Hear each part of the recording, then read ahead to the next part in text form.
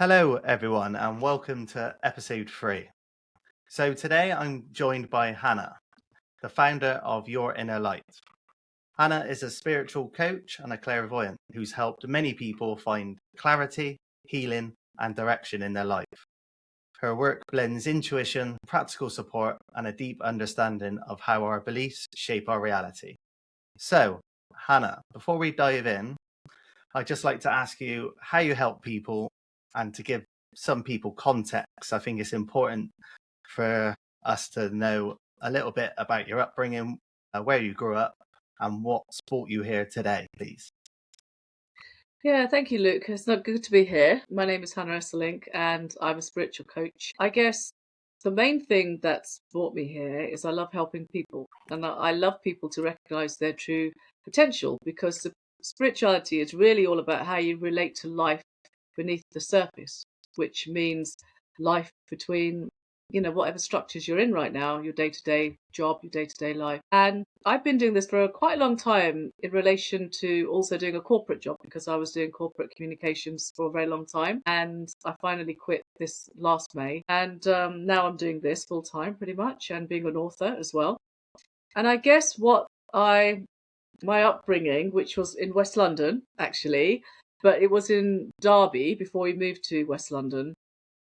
It was hard, actually. It was a council estate, brought up on a council estate with my parents. It was all very alien to us at that time in terms of, I guess my parents were immigrants, so it was quite tough kind of integrating and understanding things. And I was always the intuitive one.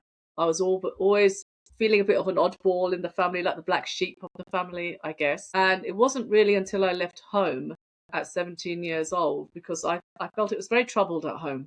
And I left very early at 17. I was able to stay with a Christian lady in Ealing in West London. And that's really where my journey began because home was very restrictive. It was very strict. It was very disciplined. It was scary and traumatic. I mean, my mum tried to commit suicide twice because she was very depressed. And yeah, all those things, it's funny how they stay with you and you don't even know they're inside you until you start to do your real mission. And then you've got to heal that, of course.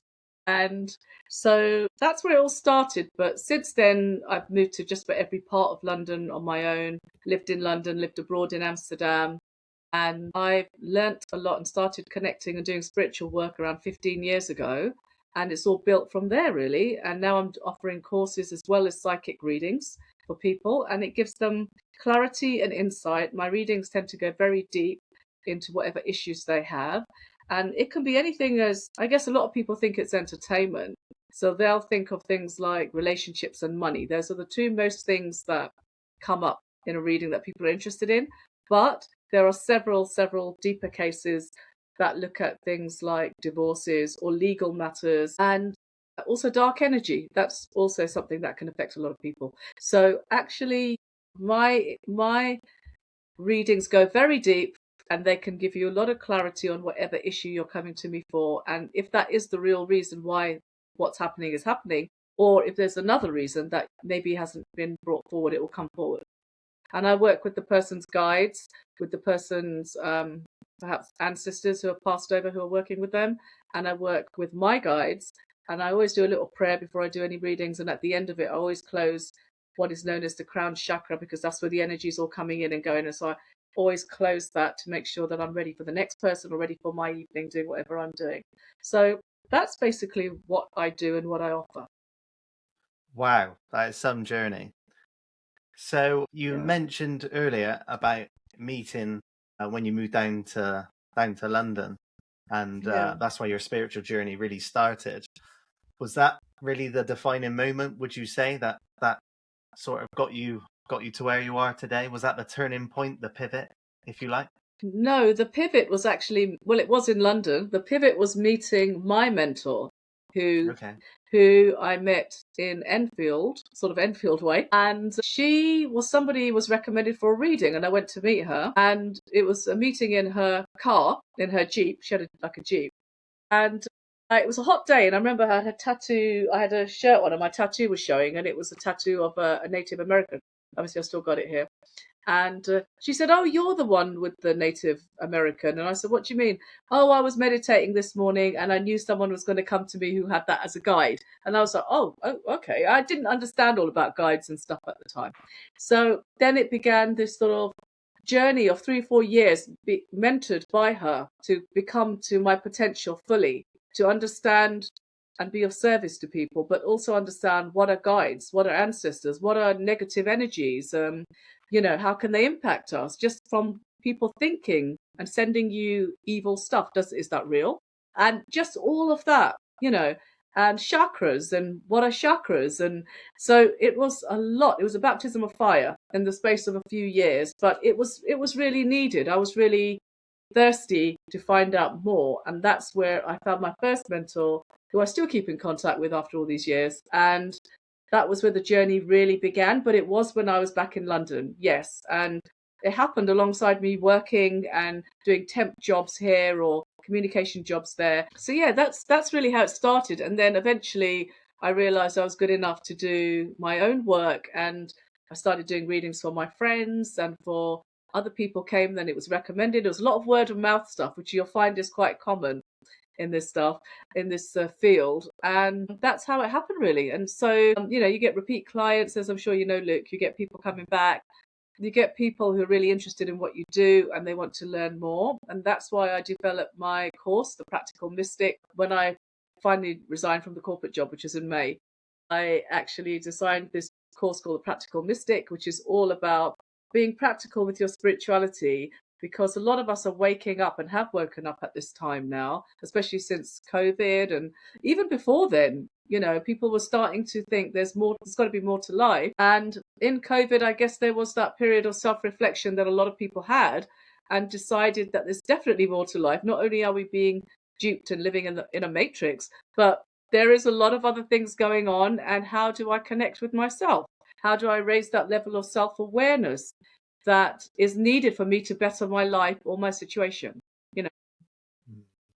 Yeah, I definitely find that with people that I speak to. You were saying then about reflection and that self-awareness. A lot of people in sort of midlife, they have time to reflect, and that I think a lot of people are beginning to think, is this what it's all about? Am I going to keep on living on autopilot and on repeat? There's got to be something else out there. And for me, it's been a hell of a journey over the last few years to think that there's got to be something else out there. And I really do truly believe that we're all connected, and this spirituality. How would you define spirituality? I know it's a very broad question. Yeah.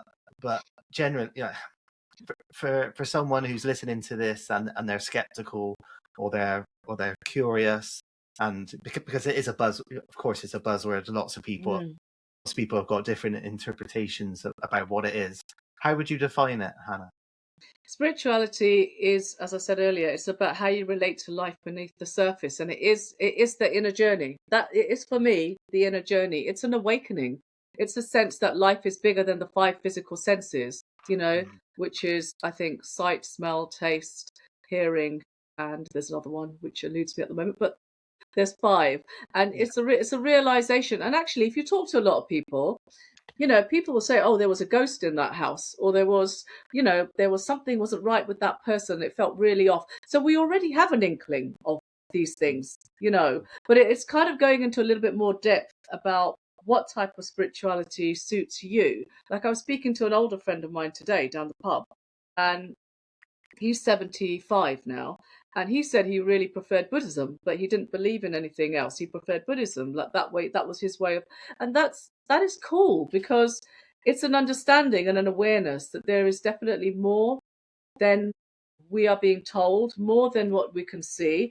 And it's also a self connection. It's a kind of connection back to yourself, but going in the inward direction, I'm going to say, not outwardly. It's a case of being still, whether it's through nature, walking through nature and seeing things and understanding the inner voice. What is it? And not to be afraid of it as well. That's the thing I teach, is that the leader is inside you. You are the leader.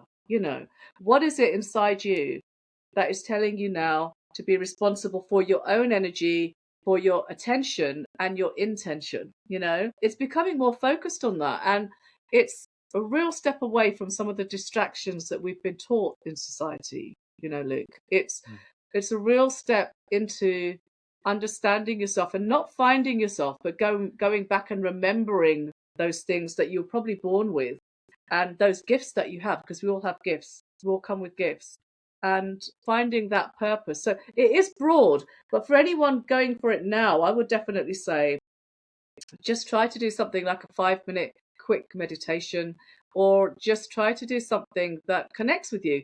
Not every religion connects with every person. We all know that. Like my friend Sid, for him, it was definitely Buddhism. For me, it's a bit of different things. I like a bit of Hinduism. I like Jesus, and that's how I connect my spirituality. It's also understanding that our ancestors work with us. Some of them, they're with us, and developing that. That's part of my course. And also understanding that it's a lot deeper than we've ever been taught to believe. It's not a case of just going to church and sitting there. And it might be for some people, but there's much more to it, I believe. Yeah. You mentioned energy quite a lot there. Yeah. Since I've started doing the inner work, everything is energy, and everything's made up of energy, and absolutely. You walk into a room and you can feel the energy. I always say sometimes you can cut the tension with a knife. So when people are so skeptical and they say energy, Luke, what are you talking about? But yeah, it just boggles my mind how some people are so they're so shut off from it. They're not open-minded. What I have found through my personal development is the more curious you are, the more open-minded people tend to be, the happier they are, the more self-awareness is. I think that the saying is when the pupil is ready, the teacher appears. And I actually believe that's true, because I was confused growing up because of my background. It was quite traumatic. There was violence involved. There was isolation. There was things that were not good. And I think when I met my first teacher, I was ready for a new direction, but I was still confused and hurt and angry about the past, but I was ready for a new direction. And I think a lot of us are ready for a new direction. A lot of us are tired. A lot of us are anxious. And what I would say to anybody listening who maybe is skeptical is take that first step. Don't be afraid to explore something. It might end in a way that you didn't think it would, but don't give up. Try another way. I always have a plan A, B, and C. I don't know if that's from my corporate background. Probably. There's always like something. If something doesn't work, there's another. And it's also developing your own faith and your own sense of that the universe is not an isolated existential place. It's something that is intelligent. There's intelligent life out there. There's a quantum field out there. And I would encourage people to start doing the research into people as you've done yourself, Luke, like Dr. Joe Dispenza and Dr. Bruce Lipton. They all talk about, Greg Baden. They're really good people to understand and research. They've done proper research. And they understand what's happening around the world. And it's good to open your mind to that, because what you do is you don't just open your mind, you open the possibilities into what your life is really meant to be. You expand your life. And if you're in a scary situation or a frightening situation, there will be chances for you to step out of that. There's ways out, And I want to encourage everybody to not just think that readings are just for entertainment. I mean, I was on a psychic phone call. Like I was on one of these telephone psychic calls. Right? I can't remember the name of the company, but a lady called me, and there was a lot of things you couldn't say. You're not allowed to say if someone's being attacked by dark energy, even though I can see that kind of thing, because that kind of thing does happen. And this particular lady was. And as soon as she got on the phone call, I said to her, "Oh, there's something really wrong here." And she said, "I know, and I know exactly who's sending it to me." And I thought, "Oh, I better ask her to call me privately," because those calls were tapped into as well. And in the end, I didn't work for that organization. And she called me privately and became a client of mine for a few months. And she had a very heavy situation going on where someone was intentionally sending her dark energy through witchcraft and things like that. So you take spirituality a step at a time from what you understand. Some of us have grown up, in households where we're told about, bad energy, good energy. We already understand it. There's others that are brought up with none of that. It's completely different. So you take it to whatever step you're ready to take it. Just take the first step. I can pretty much tell you it will change your life if you really explore it properly. Yeah, yeah, definitely. Yeah, 100%. You've mentioned there about your sessions, Hannah. What does this typical session look like for you? No such thing as a typical session, but I guess when people come for a reading, what I tend to do is I say a little prayer or I tune in before they actually come, and then I'm able to usually do a 6 month reading. That's the limit to what I go to because anything can change. And so during the course of that reading, they normally come because something's troubling them, and we'll have a look at whatever that situation is and the cards. And I used cards at some points, but sometimes I don't at all. And I'll be able to see what's going on and be able to tell them and give them advice and clarity. There's a lot of people come for things like they're just frustrated with life or things aren't going the way it should be going for them. They've got relationship issues. There's people that are going through divorces. There's people who have immense legal challenges. And you can help people as much as you can. You can also give them tools to take away that they can do in their own time. Like, for example, maybe there's a prayer or a certain meditation that would work, or it could be a cleansing spell or a little ritual. So, whatever it is, I would cater for it in that way and send them that information. Some people do it and some people don't. And that's partly a little bit frustrating, Luke, when they don't, because then they come back 6 months later and they've still got the same issue again because they didn't do the work and they're sort of 6 months back already. You see what I mean? They could have been forward. So I'm very much sort of person. I don't want anyone to rely on me as such, Yeah. but there are certain people that are phone and they're really panicked, and I'm not the sort of coach that won't answer that call. I will answer it for a few minutes if they're in a really distressed situation. A couple of people have been, but at the same time, I do want people to be their own leaders and find their own spiritual path. I think that's the correct way to do it. Yeah. They've got to do the inner work themselves. You can give them the Yeah. tools and the techniques, but you can only do so much. They've got to do the work, right? They must do the inner work themselves because I can't be there looking after them all the time. But I can certainly give them the tools, like, for example, my mentors gave me. And I know how to do that now, what they need. And so you've got to do everything with compassion. Ultimately, it has to come from that place. If you're only doing it for the money, it doesn't work, I find, you know? Yeah. You mentioned cards there, Hannah. Yes. That, to me, I mean, obviously I have seen them before, but could you just explain to our listeners what cards are and how they help? Yeah, some people do use tarot cards. I use a certain deck that they're quite unusual. They're based on the paintings of Botticelli, the artist.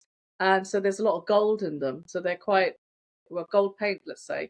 But they're just for me, those are the cards that work for me. And I've had them, somebody gave them to me as a gift.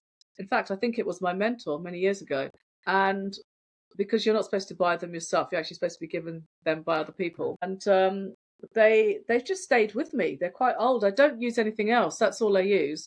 And also I use my guides because they'll guide me in the reading. And sometimes somebody who has passed over will come over with a message as well, as in the case with a lady yesterday. She's going through quite a tough time with her son. And one of the aunties came through and I just described the person. She said, yeah, that's my auntie. She's passed over. So they come through to tell you that they are with you. And, I believe that that really helps a lot of people, but then they also need to learn how to connect with them or ask for their guidance, and that is what the course teaches specifically. There's two particular chapters that we do that is on ancestors, sessions. So that's what I use them for. The rider weights and all of that stuff, I'm aware of all of that, but it doesn't work for me for whatever reason. Okay. Yeah. We've mentioned meditation a couple of times, Yes. Hannah.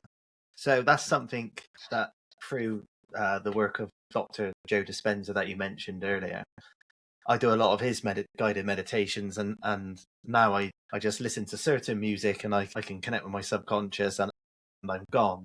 I find that absolutely fascinating, and when I try to explain it to people, obviously not being a professional like yourself, it's so hard to try and explain what I can do for you, how amazing it really, really is. Can you give us a bit of a definition of what it is and how you got started with it and how it shaped your journey. Is that about meditation Yeah, specifically? So meditation, yeah, it's another buzzword, a bit like yeah, exactly. spirituality. And that's why I think it's confusing, because it can confuse people. I've had people turn around and say to me, "Oh, I can't meditate. I just can't meditate. I just can't." But then when you just ask them to sit down and gently breathe and focus on their breath just for 2 minutes, and even with their eyes open, or if you call it a closed eye exercise, then they'll see it in a different way. I think that word scares people a bit because they think, "Oh, I have to be still. I have to sit here. I have to stop my thoughts." But it's none of that. You could be meditating and you're walking in nature and there's the trees and the lake, or you could be running and you're in the zone, and that is a form of meditation. So the way I would say meditation is, it is a journey into your inner world, if you really want to be honest, and it is a journey into who we really are, what's the essence of us, which I believe is spirit, it's soul, right? So it's a journey going into your subconscious mind, and you take it as deep or as little as you want to. I mean, if you ever read Autobiography of a Yogi, they take it very deep and they meditate for days on end or hours on end, because that's what they're used to in India. It's very easy for them to do that. For people who are new and maybe new mums and things like that, I'm thinking about my clients now. They don't have the time to always do it, but when they do it, one of them reconnects with her father who's passed away, and he's always there. She could feel him there. So it's just, I would say to anybody who's a newbie to just sit down, put your feet flat on the ground, make sure your spine is as straight as it can be, because the energy can travel up the spine as well through your chakras and things. And if you're comfortable with your spine, then just see it as comfortably as possible. Close your eyes. It's good to be in a safe space where you know you're not going to be disturbed, and put on some good music that is meditation music. So I listen to Nikki Slade, her meditation music. She's got one called, I think it's actually called meditation music or something, but that, I find that takes me really deep into some kind of relaxation state. That is the first way to start. Just start with that and focus on your breath going in and out. And then once you feel a bit more comfortable doing that, maybe even 2 minutes a day, 3 minutes a day, then start with a guided meditation. A short guided meditation where you might be visualizing something, or you might be walking through the woods. I've done loads of them, walking through the woods. There's a rainbow bridge meditation where people can go and you can either meet an angel or someone who's passed over at the bridge, and you cross this rainbow bridge together, right? I've done that, I've written that, I've done that. I've done some where they go to the beach, they go to the cave. And what I find is everybody gets something out of it, and they often meet someone who's passed over at the Rainbow Bridge, for example.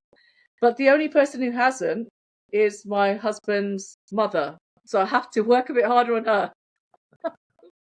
She's only seen, like, she only gets relaxed. I said, "Did you feel Archangel Michael? Did you feel Archangel Raphael?" Nope. And I'm like, oh damn, we're back to the drawing board. But we're working on her. She's a work in progress.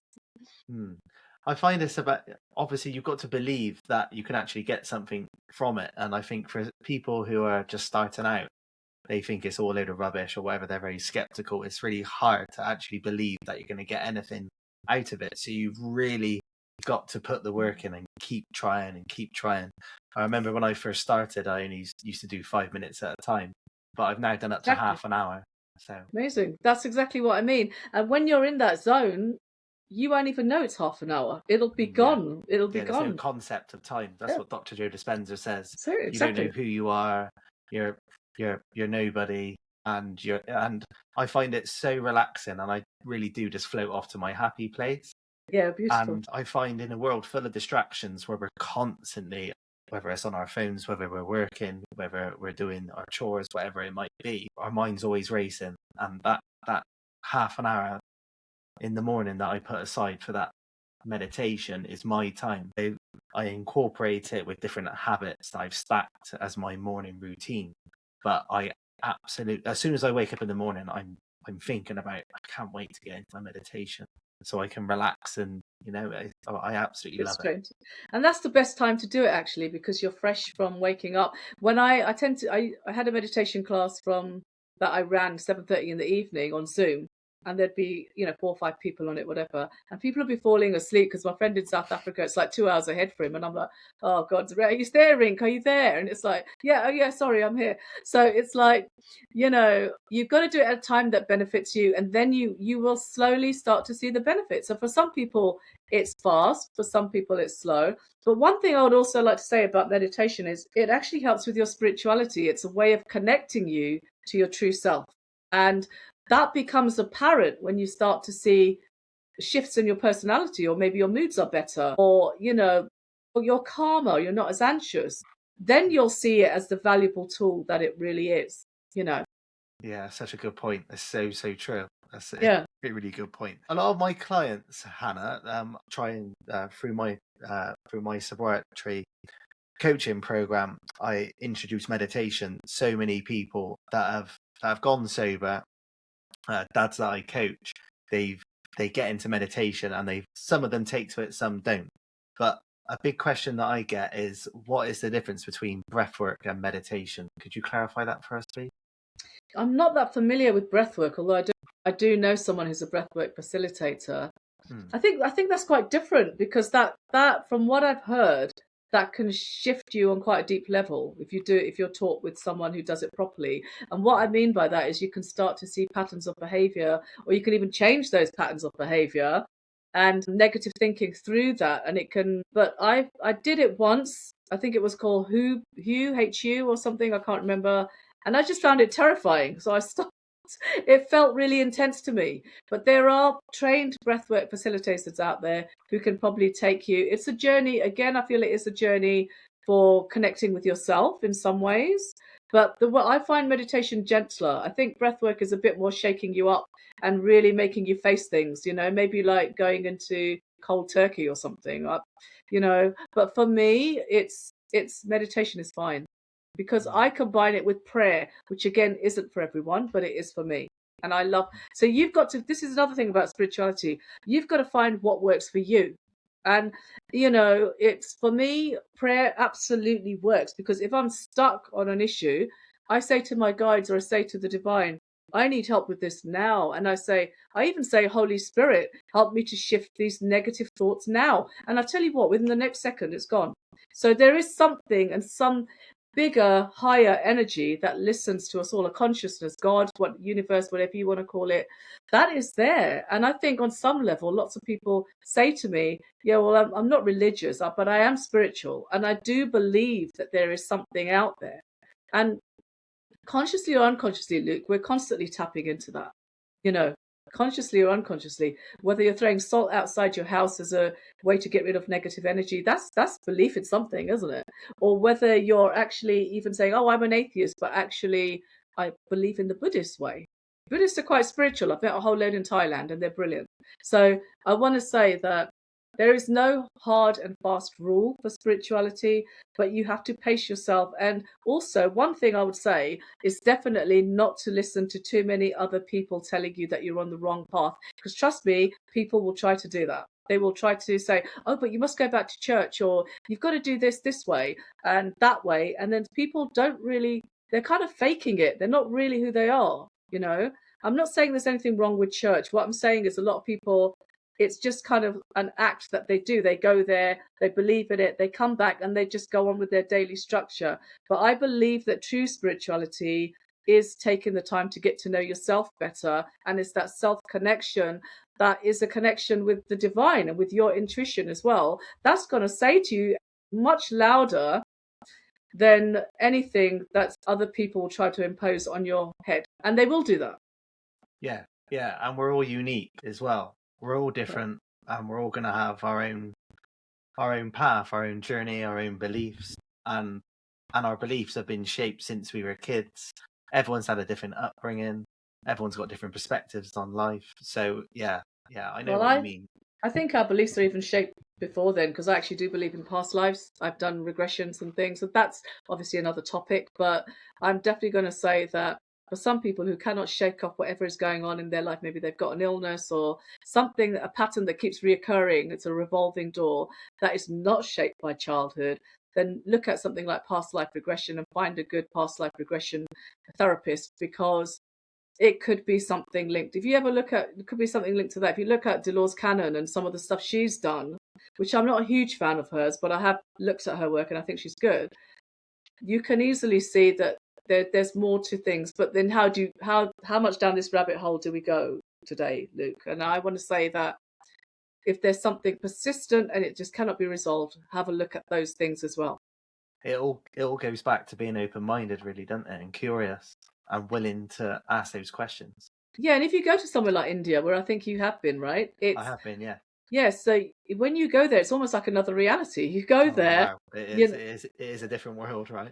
it's a different world because they automatically believe in that. I remember walking with my backpack somewhere in Mumbai station, and I was going up with this Dutch guy at the time, and I remember we saw a beggar sitting on the steps of one of the where we were going down to catch the train, one of the bridges, and he was like almost blind, and he had a few, and I accidentally knocked over his bowl of coins, and then I obviously bent back to pick it all up, and I was, I couldn't stop apologizing, and he was like saying in Hindi, because I understand Hindi, he was saying, "This is my karma. This is my." It was like that was his belief so deeply embedded that he was like, "This is my karma. This is what I'm meant to be doing," and it's like, wow, that.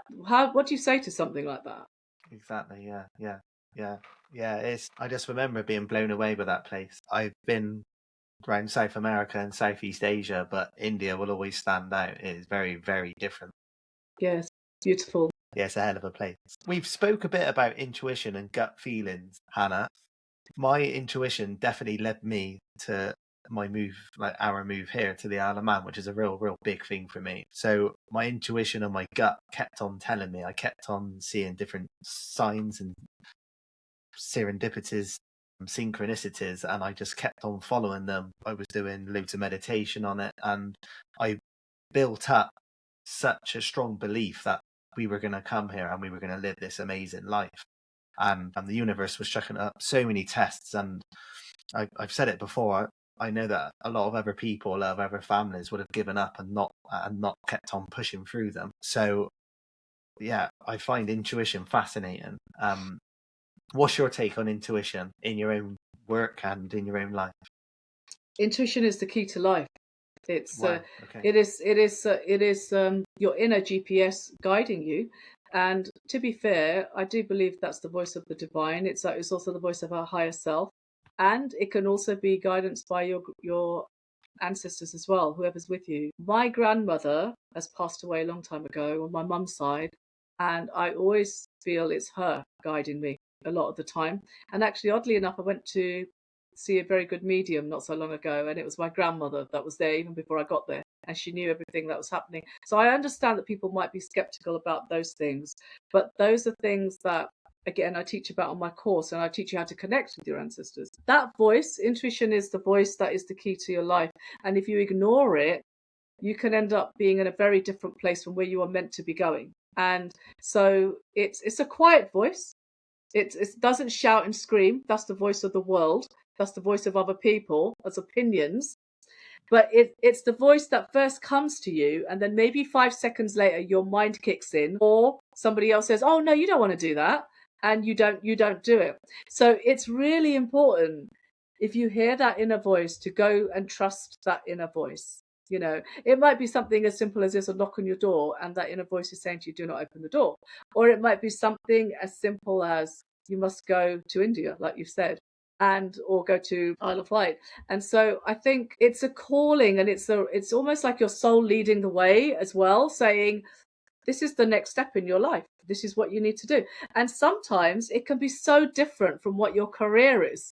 It can literally take you in the opposite direction. So you could be going down one path, and then suddenly it's like, hang on, no, I feel actually I should be there. And that's where you go. So it's very important to learn how to trust and navigate your intuition, and to keep the noise out so that you can hear that. And again, meditation is an excellent way to do that.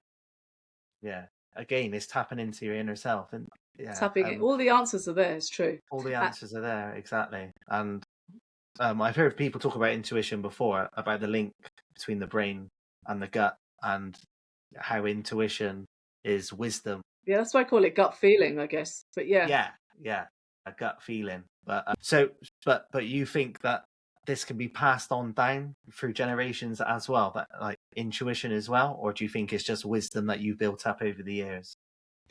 I think it can be passed down. I think it Okay. can be passed down. But I also think that it's not wisdom as such, Luke. What I think it is more, it's guidance. It's guidance. That's what it is. And it's a way of, navigation in a world that screams technology and don't be grounded and listen to fake shit. And sorry, pardon my French. Follow celebrities, and all of those masks are falling now. They're all falling, and it's kind of scary to see the truth in a way of what's happening around the world. But it's also, we are living in exciting times, and this is the year, if you're ever into Chinese astrology, of the fire horse energy. And that energy, I was talking to my because I'm a writer as well, I was talking to my coach just before this, so she's in America, about how this energy is going to lead us. It's a palpable energy. A lot of people are feeling the change from last year to this year.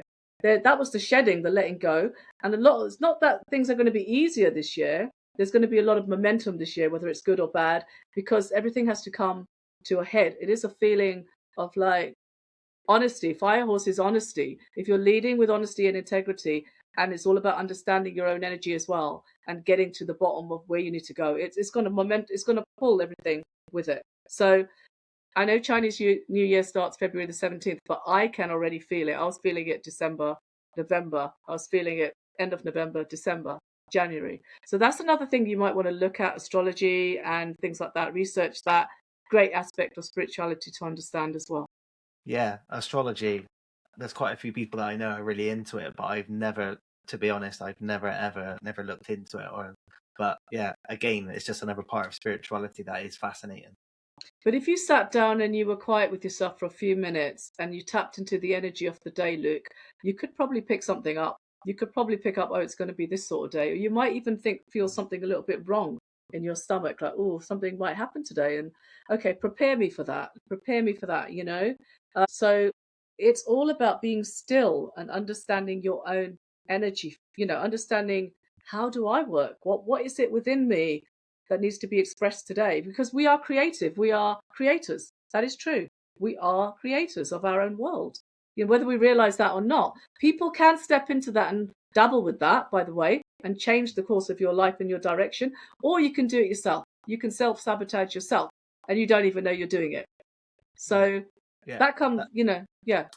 that brings us on nicely to my next question about manifestation, Sure. which You could talk about that. through all the work that I followed and all the books that I've read from Dr. Joe Dispenza, he has always said that we are creators of our lives and of our world, and if we can tap into our subconscious mind, then we can change our thoughts into our reality, and how your personal your personality is your personal reality. And I find it absolutely fascinating. So Hannah, can you explain manifestation in your own words, please?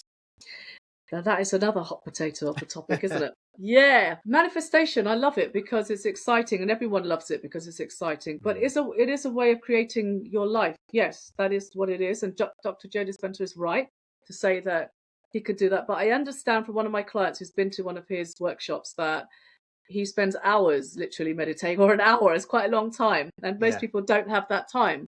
But I'm going to say that because I think it's a little bit more complicated than that, to be honest. And I feel that you have to be quite a clear vessel to really manifest what you want. And what I mean by that is eating well, being hydrated, and understanding yourself as well, your beliefs and your subconscious. That's the journey we're all on, right? If you're already on that journey, I believe manifestation will be easier. But you can spend a lot of time thinking about something and you're unconsciously manifesting that thing. You could be doing 1 hour of prayer meditation in the morning, but there's 23 hours in the day. What are you doing? 23 hours more, you're sleeping for some of that. But what are you subconsciously manifesting in those times as well? And so it's really important what you lock into your subconscious mind, because that is what's rolling out. That's what's coming out. So That's the program. that's the program. So become aware of your program, and don't worry if it's hard one, because I had a really hard one. I had to deal with all my anger issues, and I had a lot because of the way of certain people treating us in the family, and the result of seeing people get hurt. And that was traumatic. And that's why I think a lot of people from broken families, they go through a lot more, and they have an inner conflict inside them. Their inner child is a huge conflict inside going on, and get help for that. There is help available, guys. You can start things yourself. You can find ways to break those negative patterns, because we are emotional beings, and those things will hold you back. They will hold you back. You'll find you get to a certain point and then you go back again on a loop. And you don't want to do that. You want to break through that glass ceiling and go to the next stage. And so you can manifest and heal as you go along. And it's an interesting journey. I always find that when I travel, I manifest the best because I'm really relaxed. So I'll find someone to talk to, or someone to have a drink with. And I used to go solo traveling way before I met my husband. And I always used to meet really interesting people. And it was like, it was because I was really relaxed. I was in that state of, hey, I'm in a hot country. It's beautiful. I'm relaxed. I'm at the beach, and oh, there's someone I can talk to. And it's completely different when you're struggling with bills and anxiety and depression, but you can still do it. Find that safe space to start from. And what I would also recommend is writing a list of, actually write it in your handwriting in a notepad. I've got mine here that I actually wrote in, so I do say what I do myself. And write down 10 things that you really would like to manifest this year, maybe in the next few months. And then put them in order. Write down which one of those are priority. Maybe there's 5 that are more priority than others. And then rate them from 1 to 10. So number 1 being the one that's least important, number 10 being the one that's priority, right? And then do a little meditation on that every day, and also take the action that you need to get to that. And you will start to see things come your way, And I think that's what it's all about, Luke. It's doable.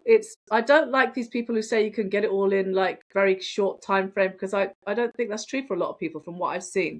But you can certainly change things within, if you give yourself a 3 to 6 month time frame, you can certainly start to change big things in your life, Yeah, I always say to clients when I'm trying to explain manifestation, it's all about taking inspired action. But you've really got to truly believe that you are worthy of what you want to manifest. So yeah, that's what I was talking about, that inner conflict thing. It's a lot of it's about self-worth. A lot of people are probably millionaires inside themselves, but they're not able to take whatever it needs to get to the first step sometimes. I'm talking about money, but I don't mean it just like that. I'm talking about wealth, inner wealth as well. And you can do things like, if you're really spiritually aligned, you could do things like beautiful mantras, like the Ganesh mantra, which is a great way to remove obstacles. I find that one absolutely works with me, and we've got loads of Ganeshas around the house. That works with me. It might not work for someone else. You might be a believer in Jesus, or you might be a believer in just yourself, and you've got that something there to guide you, right?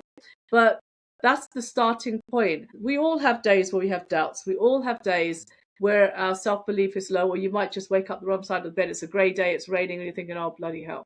So just start with something positive in the morning that gives you that inspiration. For you, it's your meditation. For me, it's my altar and my prayers and 10 minutes of yoga or going to the gym. For somebody else, it might be just cooking a lovely breakfast and having a nice coffee and reading the newspaper. So it's starting the day off well is another thing I'd say about spirituality. You start the day as you mean to go on, Yeah, definitely. And again, it goes back to giving yourself that space and that time to reflect, self-awareness, and start as you mean to go on. Exactly. That's why the morning's so important. And that, like, to me now, it's non-negotiable. If I'm not doing that morning routine, then the rest of the day you're sort of chasing your tail. You're trying to catch up. You're, like you said, it's so important. It is so. Yeah, and what I've found that's really helped me as well with manifestation is not to get overwhelmed. So when you choose those big goals, those big aspirational goals, it's so easy to get overwhelmed. So I'll do mini manifestations. I'll reverse engineer them. I'll say, right, to get there, what have I got to do? And then through visualization, through meditation, and it's all about becoming that person that is worthy of what you want to manifest. And I find it. Yeah. I find it so just so interesting. And Brilliant. you've had to overcome a lot yourself, haven't you, Luke? But there's a lot of people who say they want to do it and they won't do it. And Mm, that's frustrating for me to watch that, to be honest. We don't all have to be brilliant exemplars. If you want to walk around in your PJs all day, sometimes it's good to do something like that. But don't do it for all the week because, you're better than that. You've got somewhere to go to. And, I think I personally, if I did, I couldn't even do that over Christmas. Like it was a slow time in some ways, but not to that point. It's just I can't do that. But some people, yeah, it's cool. But don't be depressed with that and carry that depression. Depression is a heavy energy. Your thoughts mm, are heavy. Your thoughts are like weights connected to them. Your thoughts are weights, and that's another thing. The more spiritual you become, the more you get the opportunity to kind of stand back and observe your own behavior. And you just think, oh my God, I'm being ridiculous. I really am being stupid. Why am I talking like this?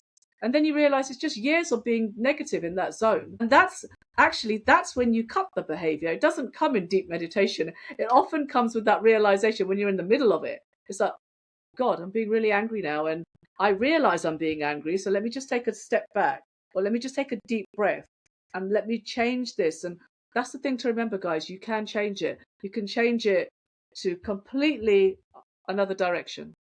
mm. And No, the more you so do that, the powerful. more it will start to happen.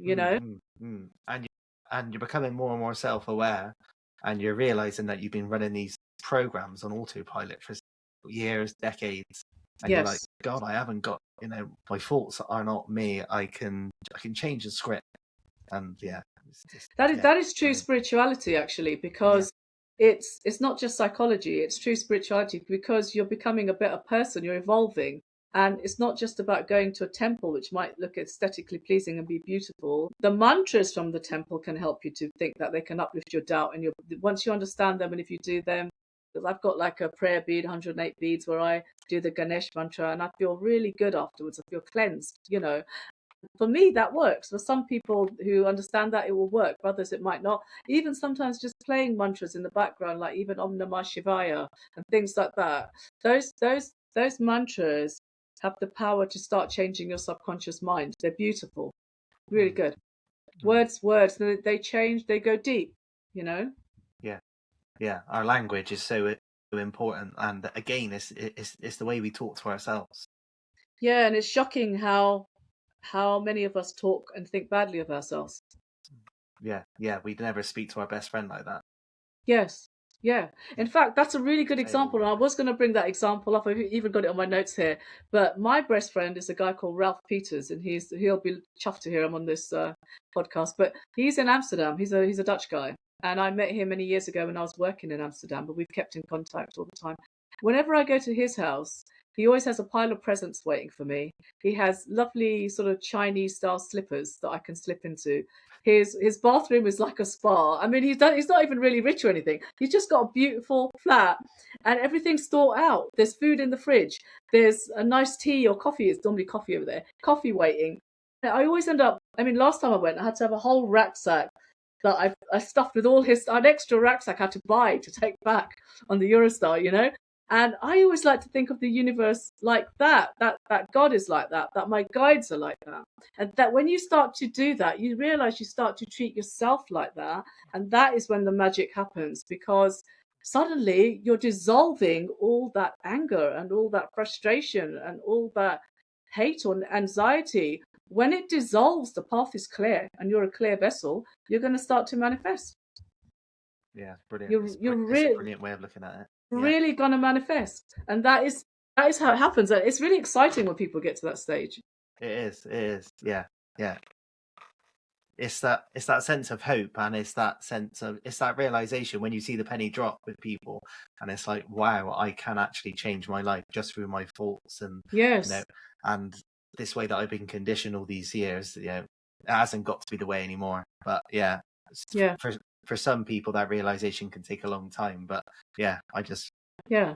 I absolutely love it. So just before we wrap up, Hannah, one more question that I've got for you is on the law of attraction. How is the law of attraction different to manifestation and spirituality, and how would you define it in your own words? Law of attraction and manifestation. Again, it's about cleansing yourself to get to that point where you can attract what you really want. I believe that. But actually, there's a lot more laws to the universe than that. There's about 12 major laws. There's the law of vibration.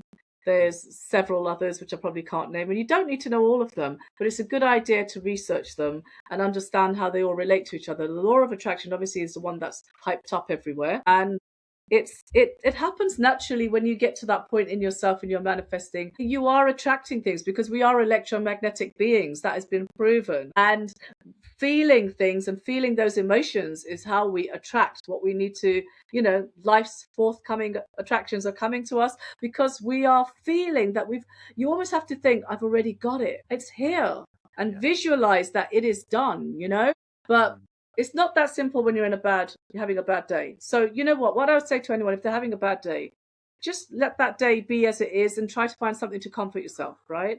The next day, start again. Just don't give up. That's the thing, because the law of attraction is always working. So if you're always in doubt and you're constantly putting doubt out, they'll just give you more doubt, especially in this fire horse year. The energies are going to be intensified and magnified. So you want to be putting out there really good stuff, really positive stuff.